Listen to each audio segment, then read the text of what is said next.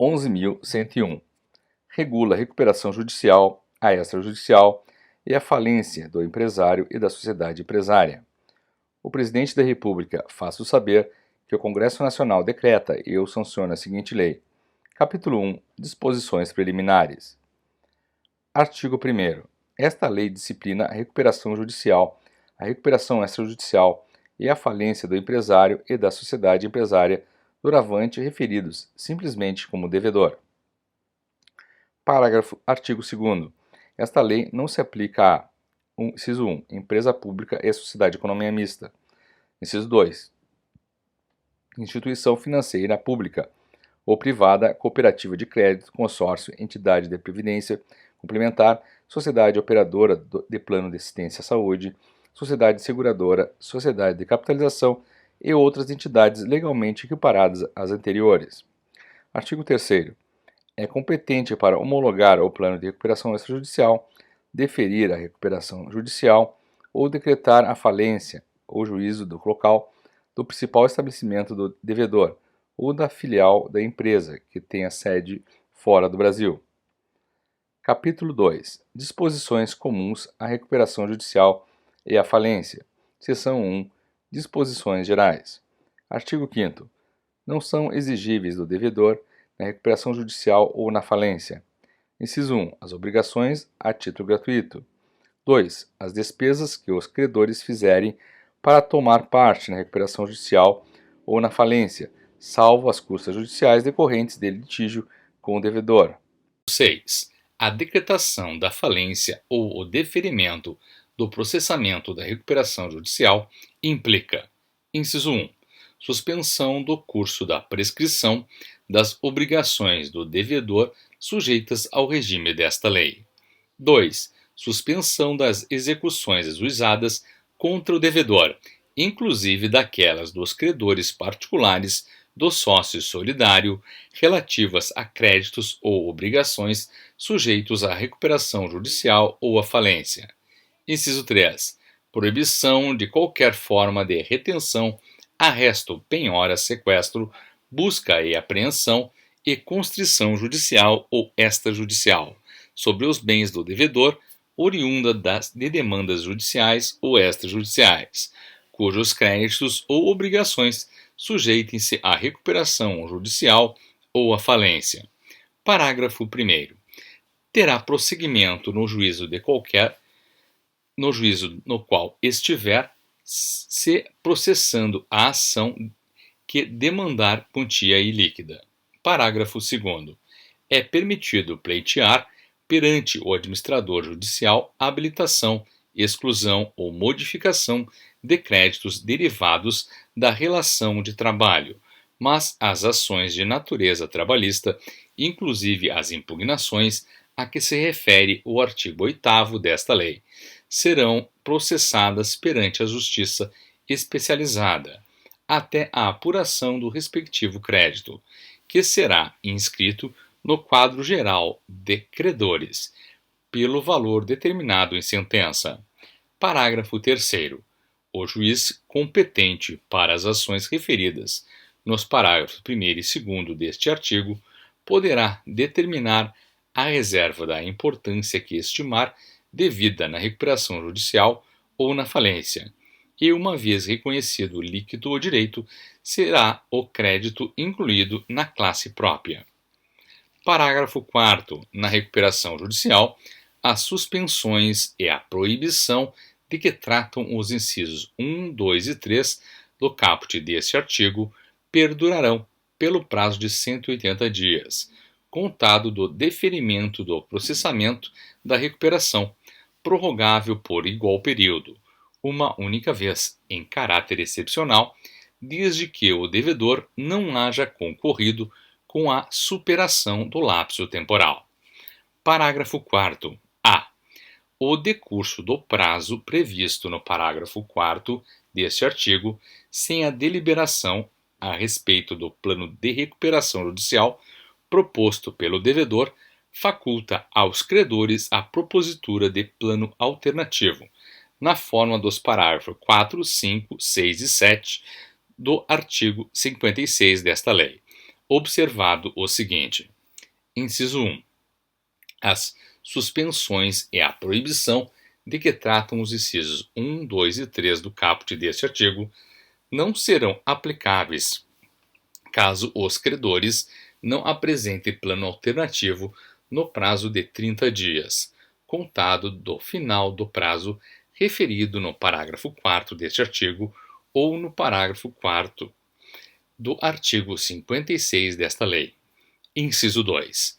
As suspensões e a proibição de que tratam os incisos 1, 2 e 3 do caput deste artigo perdurarão por 180 dias, contados do final do prazo referido no parágrafo 4º deste artigo, ou da realização da Assembleia Geral de Credores, referida no parágrafo 4º do artigo 56 desta lei, caso os credores apresentem plano alternativo no prazo referido no inciso 1 deste parágrafo ou no prazo referido no parágrafo 4º do artigo 56 desta lei. Parágrafo 5. O disposto no parágrafo 2º deste artigo aplica-se à recuperação judicial durante o período de suspensão de que trata o parágrafo 4º deste artigo. Parágrafo 6º. Independentemente da verificação periódica perante os cartórios de distribuição, as ações que venham a ser propostas contra o devedor deverão ser comunicadas ao juízo da falência ou da recuperação judicial.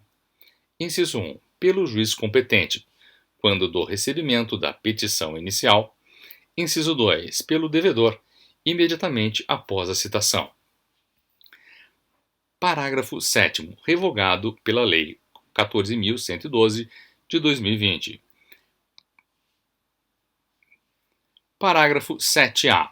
O disposto nos incisos 1, 2 e 3 do caput deste artigo não se aplica aos créditos referidos nos parágrafos 3º e 4º do artigo 49 desta lei, admitida, todavia, a competência do juízo da recuperação judicial para determinar a suspensão dos atos de constrição que recaiam sobre bens de capital essenciais à manutenção da atividade empresarial, durante o prazo de suspensão a que se refere o parágrafo 4º deste artigo, a qual será implementada mediante a cooperação jurisdicional, na forma do artigo 69 da Lei 13.105, Código de Processo Civil, observado o disposto no artigo 805 do referido Código.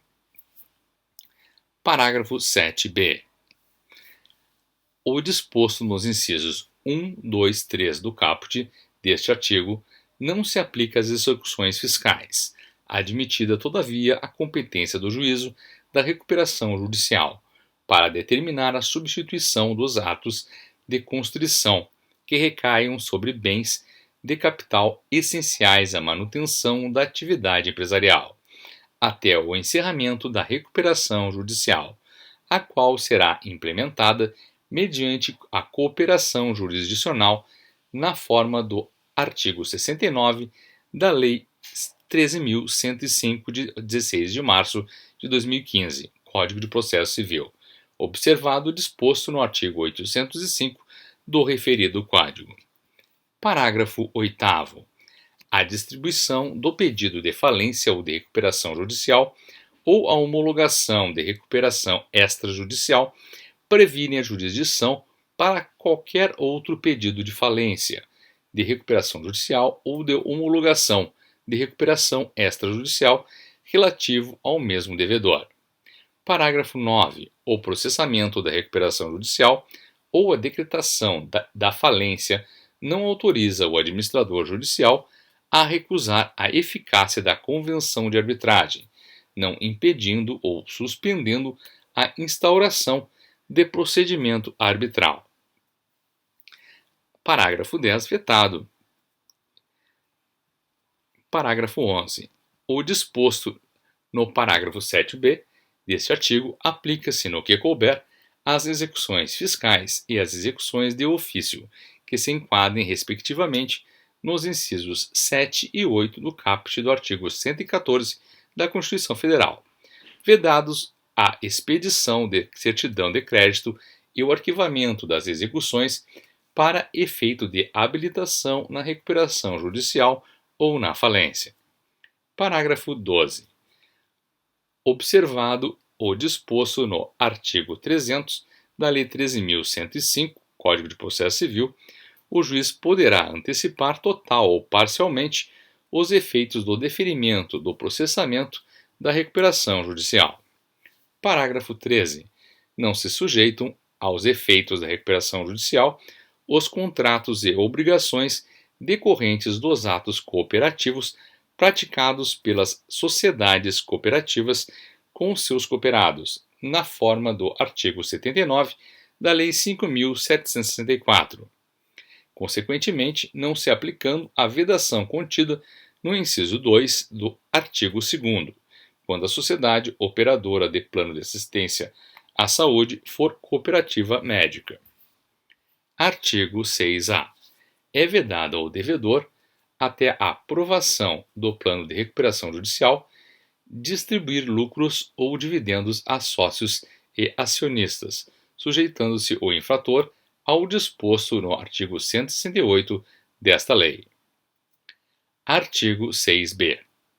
Não se aplica o limite percentual de que tratam os artigos 15 e 16 da Lei 9.065 à apuração do imposto sobre a renda e da contribuição social sobre o lucro líquido, sobre a parcela do lucro líquido decorrente de ganho de capital resultante da alienação judicial de bens ou direitos, de que tratam os artigos 60, 66 e 141 desta lei. Pessoa jurídica em recuperação judicial ou com falência decretada. Parágrafo único. O disposto no caput deste artigo não se aplica na hipótese em que o ganho de capital decorra de transação efetuada com: inciso 1. Pessoa jurídica que seja controladora, controlada, coligada ou interligada. Inciso 2. Pessoa física que seja acionista, controlador, sócio titular ou administrador de pessoa jurídica devedora. Artigo 6-C. É vedada a atribuição de responsabilidade a terceiros em decorrência do mero inadimplemento de obrigações do devedor falido ou em recuperação judicial, ressalvadas as garantias reais e fidejussórias, bem como as demais hipóteses reguladas por esta lei. Seção 2. Da verificação e da habilitação de créditos. Artigo 7º. A verificação dos créditos será realizada pelo administrador judicial, com base nos livros contábeis e documentos comerciais e fiscais do devedor e nos documentos que lhe forem apresentados pelos credores, podendo contar com o auxílio de profissionais ou de empresas especializadas. Parágrafo 1º.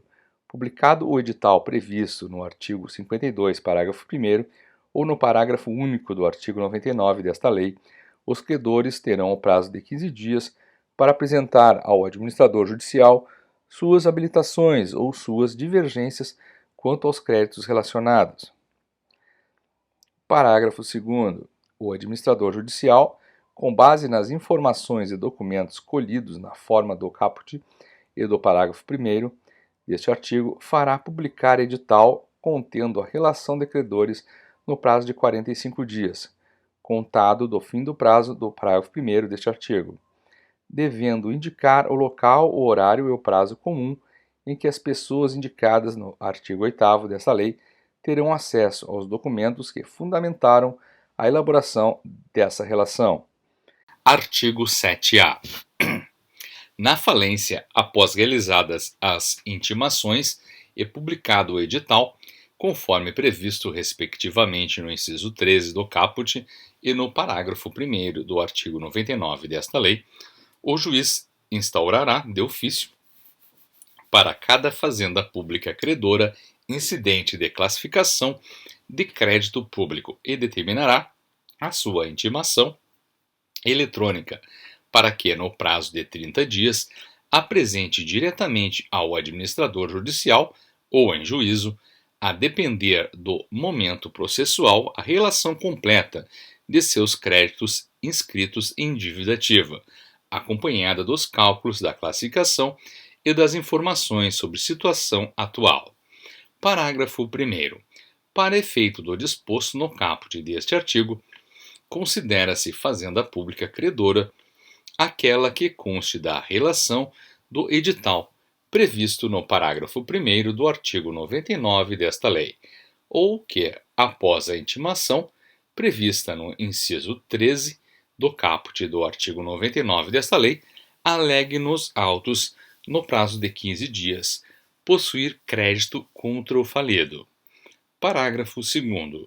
Os créditos não definidamente constituídos, não inscritos em dívida ativa ou com exigibilidade suspensa, poderão ser informados em momento posterior. Parágrafo 3º. Encerrado o prazo de que trata o caput deste artigo, inciso 1, o falido, os demais credores e o administrador judicial disporão, no prazo de 15 dias, para manifestar objeções, limitadamente sobre os cálculos e a classificação para os fins desta lei. Inciso 2. A Fazenda Pública, ultrapassado o prazo de que trata o inciso 1 deste parágrafo, será intimada para prestar no prazo de 10 dias eventuais esclarecimentos a respeito das manifestações previstas no referido inciso. Inciso 3. Os créditos serão objeto de reserva integral até o julgamento definitivo quando rejeitados os argumentos apresentados, de acordo com o inciso 2 deste parágrafo. Inciso 4. Os créditos incontroversos, desde que exigíveis, serão imediatamente incluídos no quadro geral de credores, observada a sua classificação. Inciso 5. O juiz, anteriormente à homologação do quadro geral de credores, concederá prazo comum de 10 dias para que o administrador judicial e a Fazenda Pública titular do crédito objeto de reserva manifestem-se sobre a situação atual desses créditos e, ao final do referido prazo, decidirá acerca da necessidade de mantê-la.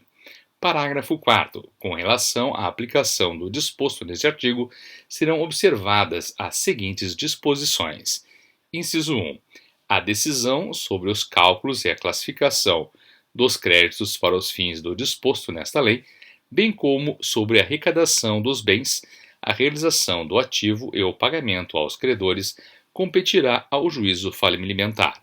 Inciso 2. A decisão sobre a existência, a exigibilidade e o valor do crédito, observado o disposto no inciso 2 do caput do artigo 9 desta lei, e as demais regras do processo de falência, bem como sobre o eventual prosseguimento da cobrança contra os corresponsáveis, competirá ao juízo da execução fiscal. Inciso 3. A ressalva prevista no artigo 76 desta lei, ainda que o crédito reconhecido não seja em cobrança judicial mediante execução fiscal, aplicar-se-á, no que couber, ao disposto no inciso 2 deste parágrafo. Inciso 4. O administrador judicial e o juízo falimentar deverão respeitar a presunção de certeza e liquidez, de que trata o artigo 3º da Lei 6.830, sem prejuízo do disposto nos incisos 2 e 3 deste parágrafo. Inciso 5. As execuções fiscais permanecerão suspensas até o encerramento da falência, sem prejuízo da possibilidade de prosseguimento contra os corresponsáveis. Inciso 6. A restituição em dinheiro e a compensação serão preservadas nos termos dos artigos 86 e 122 desta lei. Inciso 7. O disposto no artigo 10 desta lei será aplicado no que couber aos créditos retardatários. Parágrafo 5. Na hipótese de não apresentação da relação referida no caput deste artigo, no prazo nele estipulado, o incidente será arquivado e a Fazenda Pública credora poderá requerer o desarquivamento, observado no que couber o disposto no artigo 10 desta lei. Parágrafo 6º. As disposições deste artigo aplicam-se no que couber às execuções fiscais e às execuções de ofício que se enquadrem no disposto nos incisos 7 e 8 do caput do artigo 114 da Constituição Federal. Parágrafo 7º. O disposto nesse artigo aplica-se no que couber aos créditos do Fundo de Garantia do Tempo de Serviço, FGTS. Parágrafo 8º. Não haverá condenação em honorários de sucumbência no incidente de que trata este artigo. Artigo 8º. No prazo de 10 dias, contado da publicação da relação referida no artigo 7º, parágrafo 2º desta lei, o comitê, qualquer credor ou devedor ou seus sócios ou o Ministério Público podem apresentar ao juiz impugnação contra a relação de credores, apontando a ausência de qualquer crédito ou manifestando-se contra a legitimidade, importância ou classificação de crédito relacionado. Parágrafo único. Autuada e separado, a impugnação será processada nos termos dos artigos 13 a 15 desta lei. Artigo 9. A habilitação de crédito realizada pelo credor, nos termos do artigo 7º, parágrafo 1º desta lei, deverá conter: inciso 1. O nome ou endereço do credor, o endereço em que receber a comunicação de qualquer ato do processo. Inciso 2. O valor do crédito atualizado até a data da decretação da falência ou do pedido de recuperação judicial, sua origem e classificação. Inciso 3. Os documentos comprobatórios do crédito e a indicação das demais provas a serem produzidas. Inciso 4. A indicação da garantia prestada pelo devedor, se houver, e o respectivo instrumento. Inciso 5. A especificação do objeto da garantia que estiver na posse do credor. Parágrafo único. Os títulos e documentos que legitimam os créditos deverão ser exibidos no original ou por cópias autenticadas se estiverem juntados em outro processo. Observado o prazo estipulado no artigo 7º, parágrafo 1º desta lei, as habilitações de crédito serão recebidas como retardatárias. Parágrafo 1º. Na recuperação judicial, os titulares de créditos retardatários, excetuados os titulares de créditos derivados da relação de trabalho, não terão direito a voto nas deliberações da Assembleia Geral de Credores. Parágrafo 2º. Aplica-se o disposto no parágrafo 1º deste artigo ao processo de falência, salvo-se na data da realização da Assembleia Geral já houver sido homologado o quadro geral de credores contendo o crédito retardatário. Parágrafo 3º. Na falência, os créditos retardatários perderão o direito a rateios eventualmente realizados e ficarão sujeitos ao pagamento de custas, não se computando os acessórios compreendidos entre o término do prazo e a data do pedido de habilitação.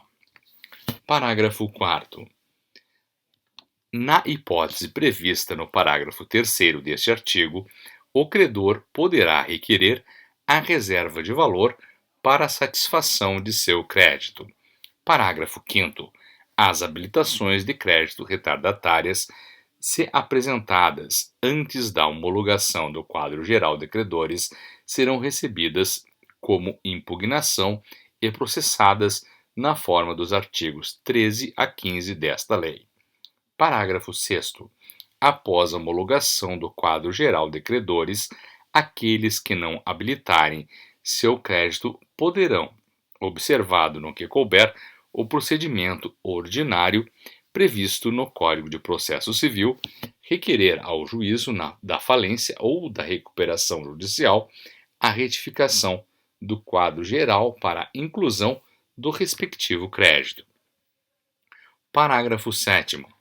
O quadro geral de credores será formado com o julgamento das impugnações tempestivas e com as habilitações e as impugnações retardatárias, decididas até o momento da sua formação.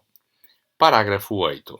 As habilitações e as impugnações retardatárias acarretarão a reserva do valor para a satisfação do crédito discutido. Parágrafo 9. A recuperação judicial poderá ser encerrada ainda que não tenha havido a consolidação definitiva do quadro geral de credores, hipótese em que as ações incidentais de habilitação e de impugnação retardatárias serão redistribuídas ao juízo da recuperação judicial como ações autônomas e observarão o rito comum. Parágrafo 10. O credor deverá apresentar pedido de habilitação ou de reserva de crédito em no máximo 3 anos, contados da data de publicação da sentença que decretar a falência, sob pena de decadência. Artigo 11. Os credores cujos créditos forem impugnados serão intimados para contestar a impugnação no prazo de 5 dias, juntando os documentos que tiverem e indicando outras provas que reputem necessárias. Artigo 12. Transcorrido o prazo do artigo 11 desta lei, o devedor e o comitê, se houver, serão intimados pelo juiz para se manifestar sobre ela no prazo comum de 5 dias. Parágrafo único.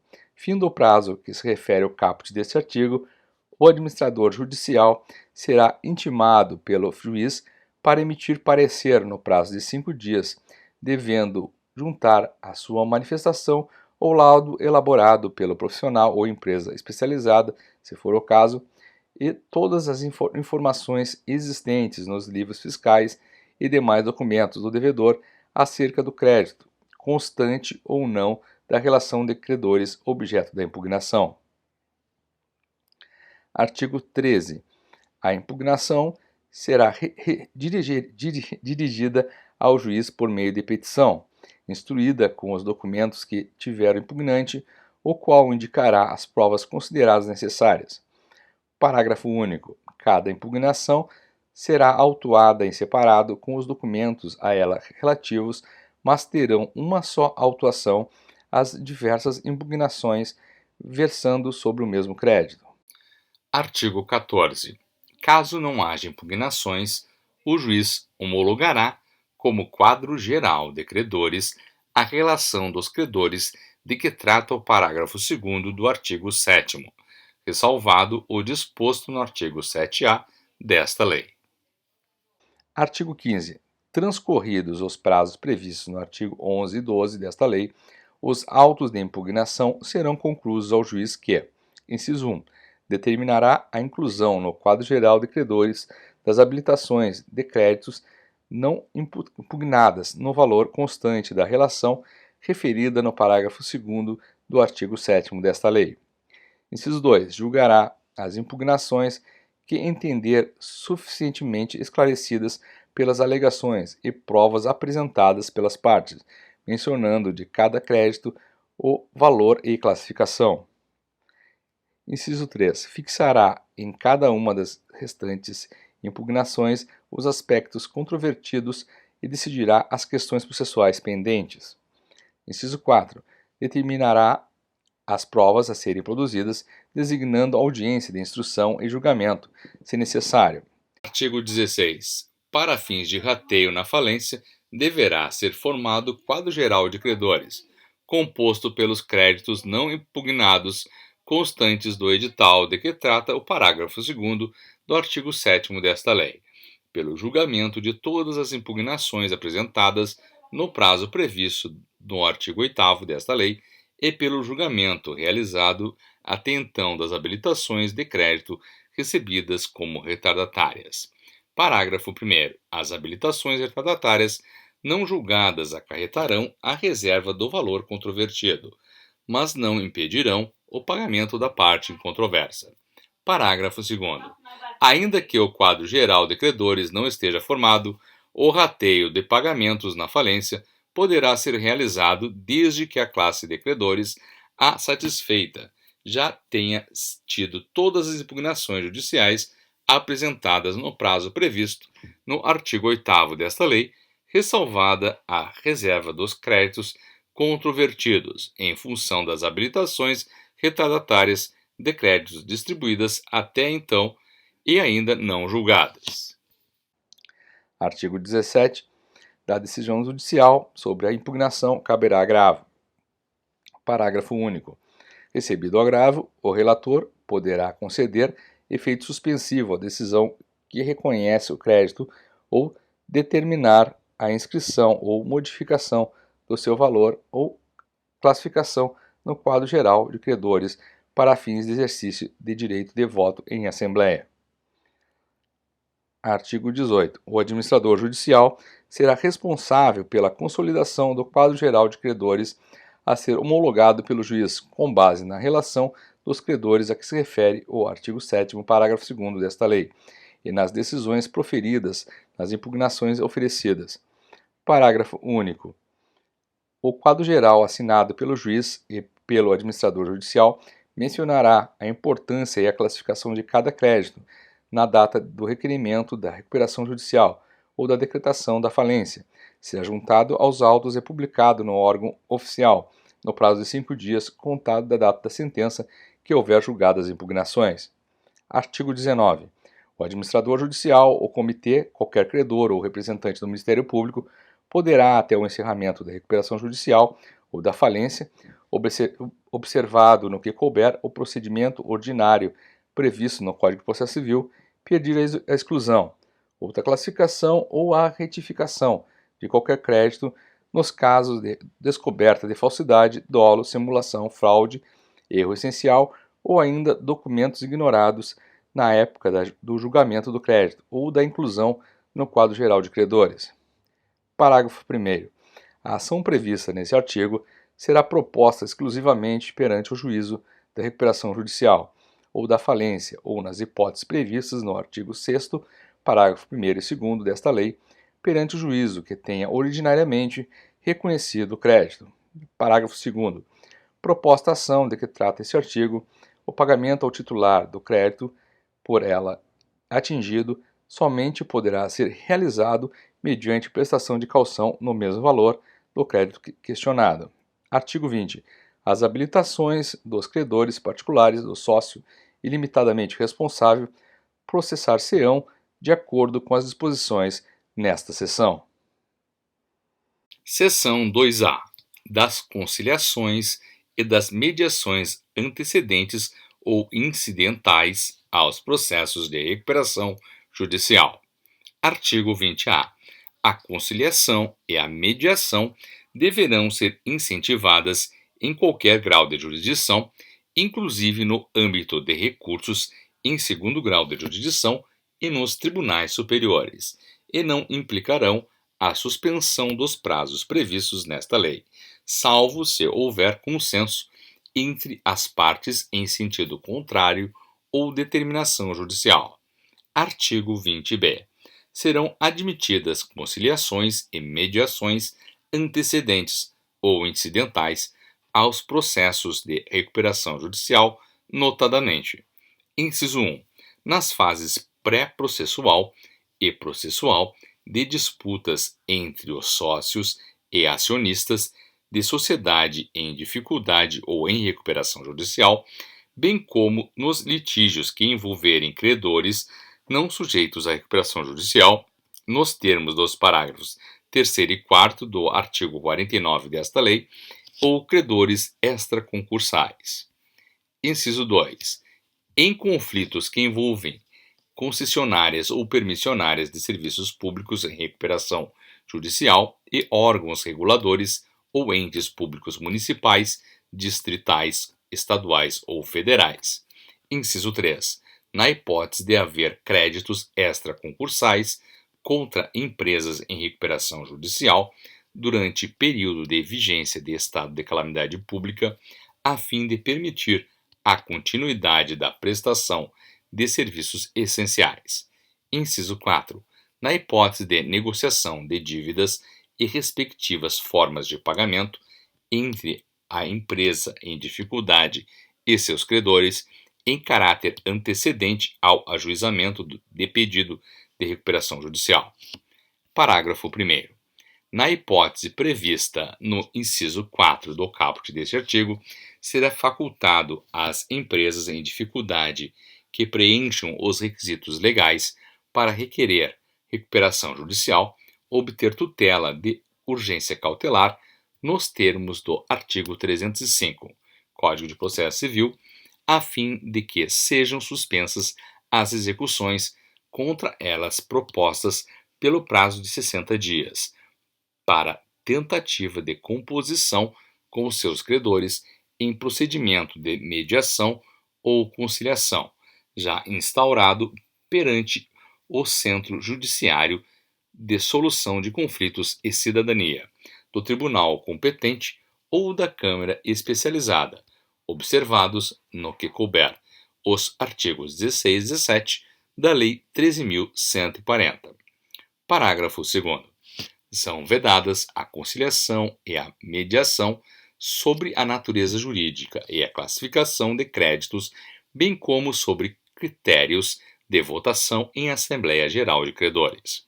Parágrafo 3º. Se houver pedido de recuperação judicial ou extrajudicial, observados os critérios desta lei, o período de suspensão previsto no parágrafo 1º deste artigo será deduzido do período de suspensão previsto no artigo 6º desta lei. Artigo 20c. O acordo obtido por meio de conciliação ou de mediação, com fundamento nesta seção, deverá ser homologado pelo juiz competente, conforme o disposto no artigo 3º desta lei. Parágrafo único. Requerida recuperação judicial ou extrajudicial em até 360 dias, contados do acordo firmado durante o período de conciliação ou de mediação pré-processual, o credor terá reconstituídos seus direitos e garantias nas condições originalmente contratadas, deduzidos os valores eventualmente pagos e ressalvados os atos validamente praticados no âmbito dos procedimentos previstos nesta seção. Artigo 20d. As sessões de conciliação e de mediação de que trata esta seção poderão ser realizadas por meio virtual, desde que o SEJUSC do tribunal competente ou a Câmara especializada responsável disponham de meios para a sua realização.